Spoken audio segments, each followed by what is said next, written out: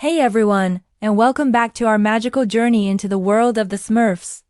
Today, we're diving into a wonderful story all about imagination, creativity, and the joy of making something new with your own two hands.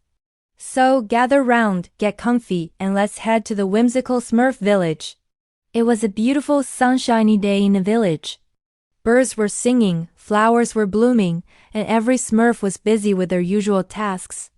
But something was a little different. The Smurflings, Sasat, Snappy, Slouchy, and Nat, were gathered together, looking a bit bored.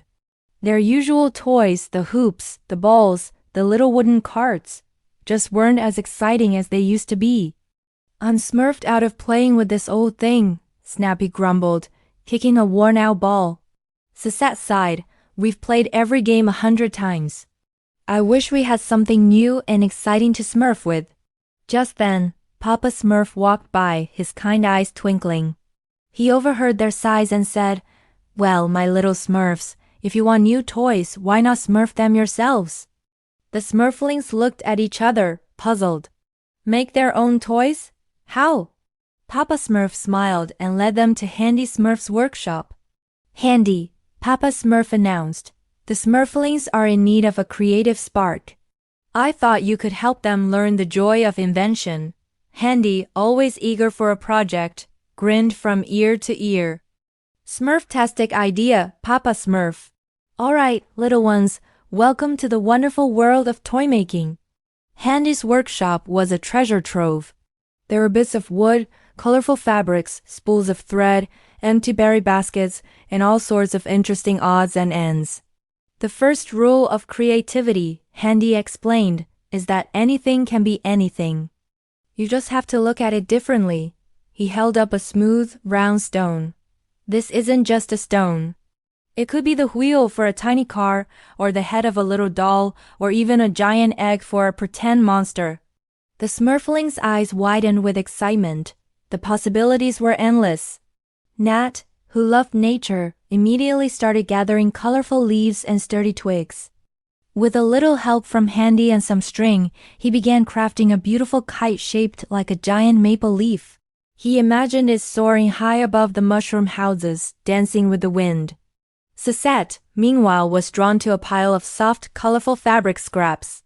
She decided she wanted to make a new doll, a friend for her original doll, Smurfy Lou. She carefully cut out 2 pieces of blue cloth, and with Vanity Smurf's help, who happened to be passing by, she learned a simple stitch. She stuffed the doll with soft cattail fluff and used buttons for eyes. She even gave it a little red dress made from a poppy petal. Snappy, ever the adventurer, wanted something that could go fast. He found 4 bottle caps and a small flat piece of bark. With Handy's guidance, he attached the bottle caps as wheels. He then found a small, stiff leaf and attached it to a twig to serve as a sail. He had built his very own land yacht. He couldn't wait to race it down the village paths. Slouchy, who usually preferred napping, was surprisingly inspired. He saw a long, hollow reed and some dry gourds of different sizes. He carefully attached the gourds to the reed, and when he blew into it, it made a series of funny whistling sounds. He had created his very own musical instrument, a sort of Smurfy panpipe. Even he couldn't help but smile at the cheerful, silly tune it produced. Soon, other Smurfs joined in. Hefty Smurf helped carve a sturdy wooden spinning top. Brainy Smurf, after reading a chapter on aerodynamics, designed a surprisingly effective paper glider. Even Grouchy Smurf was spotted secretly whittling a small, grumpy-looking wooden figure that looked suspiciously like himself. The village square, which was once quiet, was now buzzing with activity and laughter.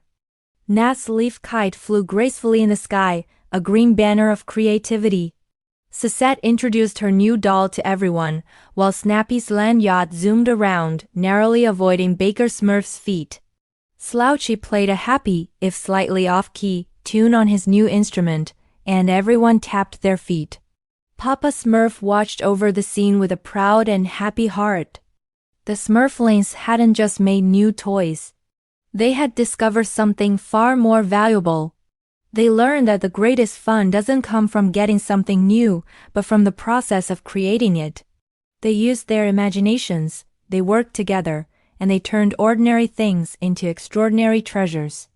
As the sun began to set, casting a warm golden glow over the village, the Smurfs gathered to admire all the new creations. They realized their old toys weren't boring after all.